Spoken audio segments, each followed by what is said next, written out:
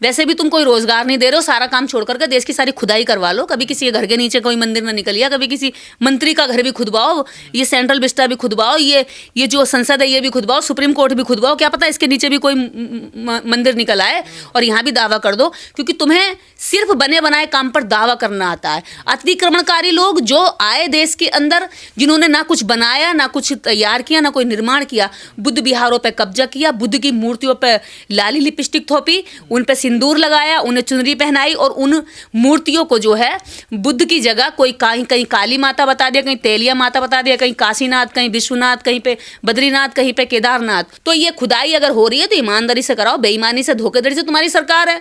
तुम चाहो तो अखबार में कुछ लिख दो, तुम चाहो तो कोर्ट से कुछ करा लो, तुम चाहो तो अपनी मर्जी से कोई आदेश दे दो, तुम चाहो तो मस्जिद को मंदिर बना दो, तुम चाहो तो, तुमने पहले ऐसे ही चाहा अपने राज में, तुमने बौद्ध विहारों को जो है छीन करके, उनका कोई निर्माण तो किया नहीं, छीन करके उनको तुमने मंदिर बना दिया। आज तुम मस्जिदों को मंदिर बना दो, और इस देश के जितने भी मंदिरों के अंदर मूर्तियां हैं वो सारी बुद्ध की हैं। मैं तो कह रही हूँ अगर ये याचिका लेके मैं जाती हूँ, क्या कोर्ट सुनेगा? ऐसी याचिकाएं कितनी जो है पहले भी डाल चुके हैं। भंते सुमित्रतन ने पहले भी याचिका डाली कि जब ये मथुरा वाला हो रहा था, राम मंदिर वाला हो रहा था, कि ये साकेत नगरी है, ये बुद्ध की नगरी है, क्या सुनवाई हुई उस पर? 1 लाख जुर्माना लगा और उल्टा जुर्माना लगा दिया। तो ये कोर्ट बेईमानी नहीं कर रहा, कोर्ट नागरिकों के लिए बन रहा है, ये सरकार की बनी बनाई जो प्रोपोगंडा उस पर काम कर रहा है। तुम्हें ना मंदिर से रोटी मिलेगी, ना मस्जिद से रोटी मिलेगी, तुम्हें रोटी मिलेगी इस देश में रोजगार से। तुम्हारी सुरक्षा ना मंदिर करेगा, ना मस्जिद करेगा, तुम्हारी सुरक्षा संविधान करेगा। संविधान को बचाने के लिए सड़कों पर उतरो, अगर उतरना है तो। तुम्हारे बच्चों को शिक्षा की जरूरत है, तुम्हें स्वास्थ्य की जरूरत है, तुम्हें रोटी, कपड़ा और मकान की जरूरत है, उसके लिए सरकार से लड़िए। धर्म बचाने के लिए धार्मिक गुरु हैं, धार्मिक पोंगा पंथे हैं, वो खुद बचा लेंगे धर्म को। जिनकी धर्म से रोजी रोटी चलती है, जिनकी धर्म से दुकानें मजबूत होती हैं, जिनका धर्म से ऊंचा सम्मान बढ़ता है, वो धर्म खुद बचा लेंगे। मेरे भाई बहनों, तुम्हें अगर कुछ बचाना है तो तुम्हें अपने बच्चों का, अपनी महिलाओं का मान सम्मान, इज्जत, स्वास्थ्य, रोजगार और शिक्षा, ये बचाना है। इसकी लड़ाई लड़िए। मंदिर के नीचे मस्जिद खोजेंगे और मस्जिद के नीचे मंदिर खोजेंगे। सब जगह खोजने की बजाय तुम जरा ये खोजो कि तुम्हारे पड़ोस में भूखा आदमी क्यों सो रहा है। सब जगह खोजने की बजाय ये देखो, जब तुम रेलवे स्टेशन पर जाते हो, भूखे भिखारी पड़े हो तो तुम्हारे आगे हाथ फैलाते हैं। कि जब विश्व तरक्की कर रहा है, सारे जितने भी देश दुनिया में ग्रह हैं उन पर जाने की, वहाँ खोज कर रहा है कि जीवन है कि नहीं है।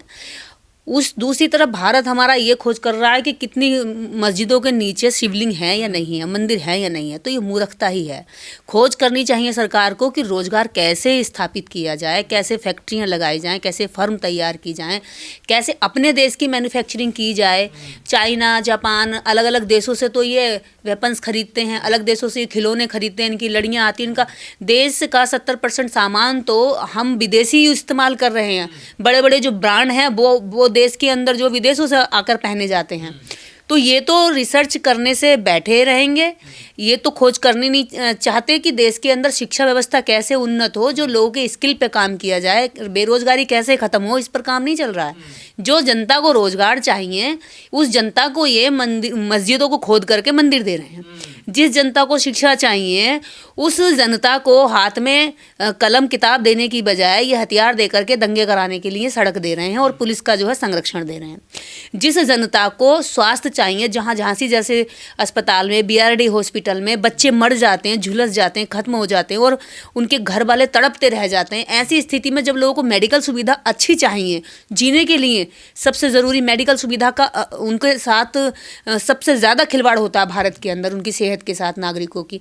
तो ऐसी स्थिति में ये उनसे कह रहे हैं कि हम तुम्हें जो है ये वाली मस्जिद खुदेगी तो इसके नीचे से मंदिर निकाल के देंगे। निकाल भी लिया तो क्या हो जाएगा? राम मंदिर बनाने का हंगामा मचा, बीजेपी ने राम मंदिर के नाम पर अपनी राजनीति स्थापित कर ली, देश में दुनिया भर के दंगे कराए, गोधरा जैसे कांड कराए, देश में रथ यात्रा निकाली, लोगों को ट्रेनें भर भर के लोगों को भेजा। राम मंदिर बन गया, कितने लोगों की इससे भूख मिट गई। राम मंदिर बन गया, कितनी भूखमरी।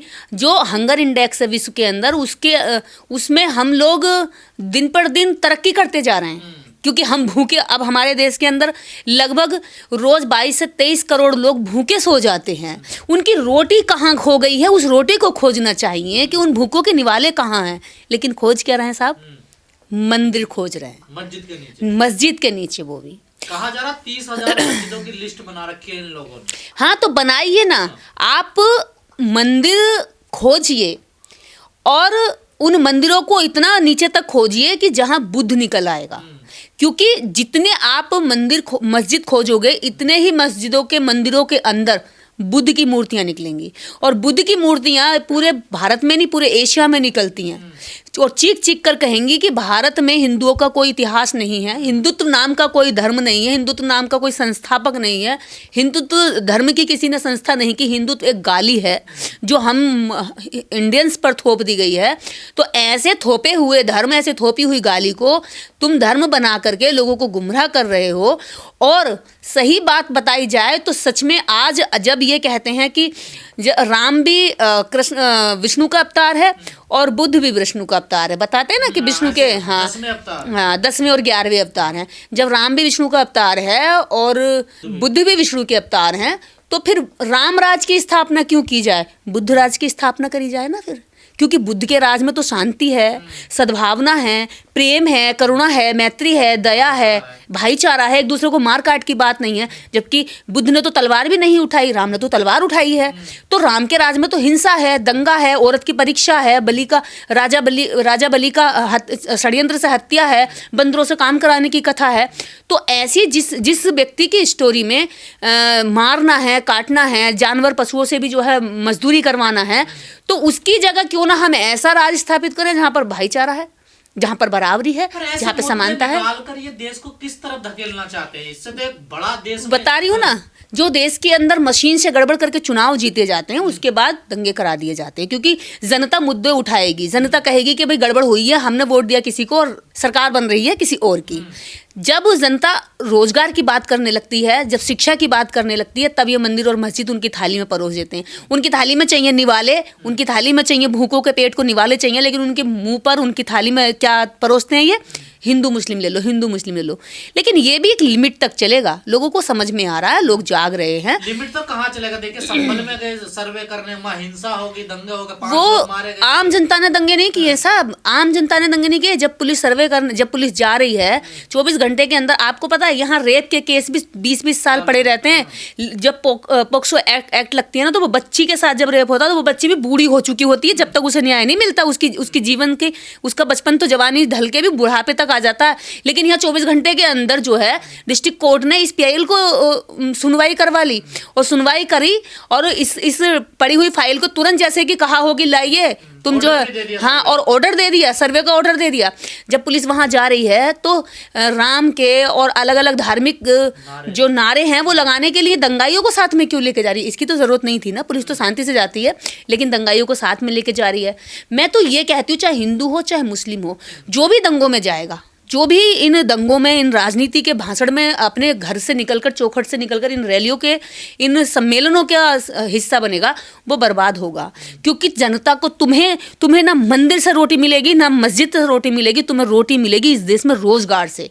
तुम्हारी सुरक्षा ना मंदिर करेगा ना मस्जिद करेगा, तुम्हारी सुरक्षा संविधान करेगा। संविधान को बचाने के लिए सड़कों पर उतरो अगर उतरना है तो।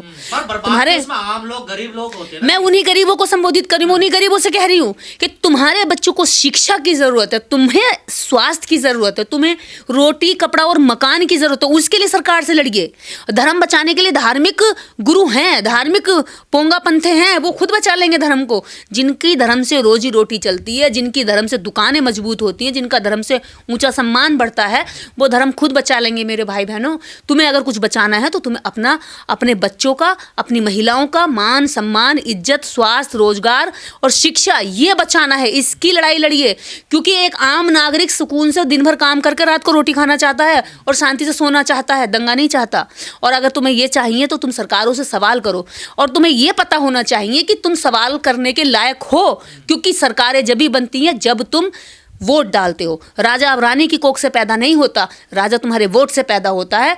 तो जब राजा को तुम पैदा कर रहे हो तो वो राजा तुम्हारा नौकर है, तुम उसके मालिक हो और तुम उसको बना सकते हो और उसको समय आने पर बिगाड़ भी सकते हो, कुर्सी से उतार भी सकते हो। पहले तो अपनी इस ताकत को पहचानिए कि आप ही इस देश के अंदर सर्वे सर्वा, संविधान आपके लिए है, आपके द्वारा है, और इस देश का जो सरकारें बन रही हैं वो आपके लिए हैं, आपके द्वारा बनाई गई हैं और आपके लिए ही काम करेंगी। लेकिन आपको ये पता पता नहीं है, इसलिए आप आसानी से शिकार हो जाते हैं इस बात का कि चलो जी मंदिर के नीचे मस्जिद खोजेंगे और मस्जिद के नीचे मंदिर खोजेंगे। सब जगह खोजने की बजाय तुम जरा ये खोजो कि तुम्हारे पड़ोस में भूखा आदमी क्यों सो रहा है। सब जगह खोजने की बजाय ये देखो, जब तुम रेलवे स्टेशन पर जाते हो भूखे भिखारी पड़े हो तो तुम्हारे आगे हाथ फैलाते हैं। अभी लाइट एरिया में आप जाइए, जो सिग्नल लाइट वाले एरिया हैं, उन चौराहों पर आपको 10-15 बच्चे मिल जाएंगे, औरतें मिल जाएंगी, बूढ़े आदमी मिल जाएंगे। ये खोजो ना भाई कि आखिर ये गरीब क्यों है।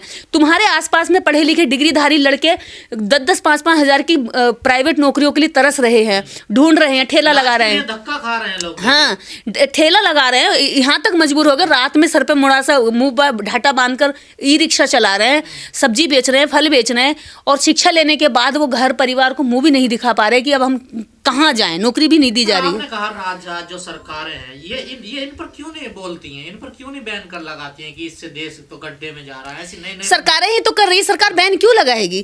क्या सरकार की निगरानी में नहीं हो रहा है ये सब कुछ? सरकार जब इस देश का, आप उत्तर प्रदेश के मुख्यमंत्री देख लीजिए, उत्तर प्रदेश के मुख्यमंत्री ने क्या कहा कि बटोगे तो कटोगे। जो व्यक्ति देश की राज्य की जनता को धमकी दे रहा हो कि बटोगे तो कटोगे, अगर उसे वास्तव में लोगों को बांटना नहीं है, जोड़ना है, तो लोगों से कहे कि धार्मिक जो हमारी भावना है वो दरवाजे के अंदर हो और बाहर दरवाजे से निकलते ही हम जो है राज्य के, देश के नागरिक हैं। हम सिर्फ एक नागरिक हैं, भारतीय हैं। वेलफेयर के लिए होती है ना, देखिए जनता की वेलफेयर करेंगे, उन्हें क्या फायदा? वो जनता की वेलफेयर नहीं कर रही है, वो अब धर्म की वेलफेयर कर रही है। जनता की सरकारों की साजिश है कि बिल्कुल। देखिए, जब धर्म सत्ता का नशा बन जाए, जब सत्ता के सर पे धर्म का नशा सवार हो जाए, तो उस जनता का बर्बाद होना तय है। और आज सत्ता जो धर्म के नशे में पागल हुई पड़ी है, उस पागल नशे में पड़ी हुई सरकारों को दोबारा से अगर जनता चुनती है तो अपनी बर्बादी करेगी। अब तो दरगाहों के नाम भी आने लगे कि अजमेर शरीफ के नीचे भी कुछ है, देखिए खोद लो। मैं तो कहती हूँ सारी देश का सारा काम छोड़ करके, सारे देश के अंदर वैसे भी तुम कोई रोजगार नहीं दे रहे हो, सारा काम छोड़ करके देश की सारी खुदाई करवा लो। कभी किसी के घर के नीचे कोई मंदिर ना निकलिया, कभी किसी मंत्री का घर भी खुदवाओ, ये सेंट्रल विस्टा भी खुदवाओ, ये जो संसद है ये भी खुदवाओ, सुप्रीम कोर्ट भी खुदवाओ, क्या पता इसके नीचे भी कोई मंदिर निकल आए और यहाँ भी दावा कर दो, क्योंकि तुम्हें सिर्फ बने बनाए काम पर दावा करना आता है। अतिक्रमणकारी लोग जो आए देश के अंदर, जिन्होंने ना कुछ बनाया, ना कुछ तैयार किया, ना कोई निर्माण किया, बुद्ध विहारों पर कब्जा किया, बुद्ध की मूर्तियों पर लाली लिपस्टिक थोपी, उन पर सिंदूर लगाया, उन्हें चुनरी पहनाई, और उन मूर्तियों को जो है बुद्ध की जगह कोई कहीं काली माता बता दिया, कहीं तेलिया माता बता दिया, कहीं काशीनाथ, कहीं विश्वनाथ, कहीं पे बद्रीनाथ, कहीं पे केदारनाथ। और वोल्गा से गंगा में आप वोल्गा से गंगा जब पढ़ेंगे पंडित राहुल सांक्रांतियान की, तो वो खुद कहते हैं कि जब मैं केदारनाथ मंदिर गया तो मेरा मकसद ये था कि मैं इस मंदिर की जो मूर्ति है, जहाँ किसी को जाने की इजाज़त नहीं है, मैं उस मूर्ति को अपनी आंखों से देखूं, आखिर वो है किस चीज़ की मूर्ति। जब वो बुद्ध पर शोध कर रहे थे और पूरे देश के अंदर घूम रहे थे, तो राहुल सांक्रांतियान जब एक वहाँ का जो मंदिर का जो पुजारी है, उनका सहयोगी था, उसके साथ दोस्ती थी, क्योंकि देख नहीं सकता था कोई भी आम आदमी, पुजारी और उसका जो सहयोगी है वही उनको कपड़े पहनाते थे और मेकअप करते थे सुबह उतार कर स्नान कराने के बाद। तो उस स्नान की जब उन्होंने सिफारिश की तो स्नान के लिए राहुल सांक्रांतियान को इजाज़त मिल गई। जब उन्होंने देखा कि जो मूर्ति के ऊपर से जब कपड़ा उतारा गया तो वो मूर्ति बुद्ध की थी, और बुद्ध की मूर्ति को जल्दी से नहला करके, सिंदूर लगा करके, उसको चुनरी पहना करके, पूरा मेकअप करके उसे दोबारा से मंदिर के रूप में धारित कर दिया। और पीछे की तरफ गुफाएं थीं, ऐसी गुफाएं जहाँ पर जो है बुद्ध की और प्रतिमाएं पीछे की तरफ लगी हुई थी। तो खुद राहुल सांक्रांतियान अपनी किताब वोल्गा से गंगा में लिख कर जाते हैं कि इस देश के अंदर जितने भी नाथ नाम से मंदिर है, केदारनाथ, बद्रीनाथ और पशुपतिनाथ, जितने भी नाथ नाम से, ये नाथ जो शब्द है ये बुद्ध के त्रिपिटक से लिया गया है। और ये नाथ एक जैसे आप देखेंगे नागलोक, ये नाग, वो नाग, नाग और नाथ, ये दो जो है ये बुद्ध के धर्म की कुछ शाखाएं थी, जिनको जो है बाद में ब्राह्मणिज्म करके चुराया गया। बिल्कुल, यहाँ तो मैं ये कह रही हूँ, भारत के अंदर तो बौद्धिस्ट अगर दावा ठोकेंगे तो कोर्ट नहीं सुनेगी साहब। आप देख रहे हैं बुद्ध गया को रिहा कराने के लिए सुप्रीम कोर्ट से लेकर के स्टेट कोर्ट तक में मुकदमा डाला हुआ है, ना तो स्टेट कोर्ट सुन रहा है, ना सुप्रीम कोर्ट सुन रहा है। और वहाँ पे कम से कम देश के नहीं, पूरी दुनिया के, पूरे विश्व के बनते लोग आकर शांतिपूर्ण तरीके से इस बात की अपील करके जा चुके हैं कि बुद्ध गया, बौद्धों का है, इसे कम से कम आज़ाद कराइए, वो आज तक नहीं छोड़ा गया है।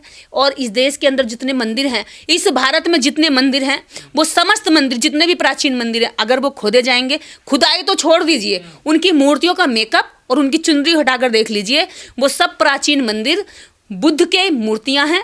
और जितने भी वो सारे बने हुए जो प्राचीन इमारतें हैं, वो सारी बुद्ध विहार हैं। तो ये खुदाई अगर हो रही है तो ईमानदारी से कराओ, बेईमानी से, धोखेधड़ी से तुम्हारी सरकार है। तुम चाहो तो अखबार में कुछ लिख दो, तुम चाहो तो कोर्ट से कुछ करा लो, तुम चाहो तो अपनी मर्जी से कोई आदेश दे दो, तुम चाहो तो मस्जिद को मंदिर बना दो, तुम चाहो तो, तुमने पहले ऐसे ही चाहा अपने राज में, तुमने बौद्ध विहारों को जो है छीन करके, उनका कोई निर्माण तो किया नहीं, छीन करके उनको तुमने मंदिर बना दिया, आज तुम मस्जिदों को मंदिर बना दो। तो ये सरकार में हो, और इसकी जो हनक है, जो जिद है धार्मिक लड़ाई कराने की जनता के बीच में, ये ज़्यादा दिन नहीं चलेगी। जनता जैसे समझने लगेगी ना कि उसके पेट में भूख लग रही है, उसके शरीर पर अब कपड़ा महंगा पहना जा रहा है, लोगों की रसोई इतनी महंगी हो रही है, ये नहीं देख रहे हैं कि आखिर महंगाई क्यों बढ़ रही है, इस पे कैसे हम रोकथाम करें, जनता को कैसे हम जो राहत पहुँचाएं। लेकिन वो तो दे रहे हैं मंदिर खोद के दे रहे हैं। चलो मंदिर खोद के दे दिया। कोई भी खड़ा होता कि रात मेरे सपने में आया कि इस मस्जिद के नीचे मंदिर है, बताइए, वही याचिका डाल देता आज। रात मेरे सपने में भी आया कि इस देश के अंदर जितने भी मंदिर हैं, वो समस्त मंदिर जो है बुद्ध विहार हैं, और इस देश के जितने भी मंदिरों के अंदर मूर्तियां हैं, वो सारी बुद्ध की हैं। मैं तो कह रही हूँ, अगर ये याचिका लेकर मैं जाती हूँ, क्या कोर्ट सुनेगा? ऐसी याचिकाएं कितनी जो है पहले भी डाल चुके हैं। भंते सुमित्रतन ने पहले भी याचिका डाली कि जब ये मथुरा वाला हो रहा था, राम मंदिर वाला हो रहा था, कि ये साकेत नगरी है, ये बुद्ध की नगरी है, क्या सुनवाई हुई उस पर? 1 लाख जुर्माना लगा और उल्टा जुर्माना लगा दिया। तो ये कोर्ट बेईमानी नहीं कर रहा, कोर्ट नागरिकों के लिए बन रहा है, या सरकार की बनी बनाई जो प्रोपोगंडा उस पर काम कर रहा है। तो हमारे तो सपने तो छोड़िए, हमारे तो सच पे, हकीकत पे काम नहीं करती कोर्ट। हमारे हकीकत पे, हमारे दर्द पे, हमारे रोने पे, हमारे इतिहास पे उस पर काम नहीं करती है, वो उनके सपने पे भी काम कर देती है। तो उनका तो भैया सरकार चल रही है, और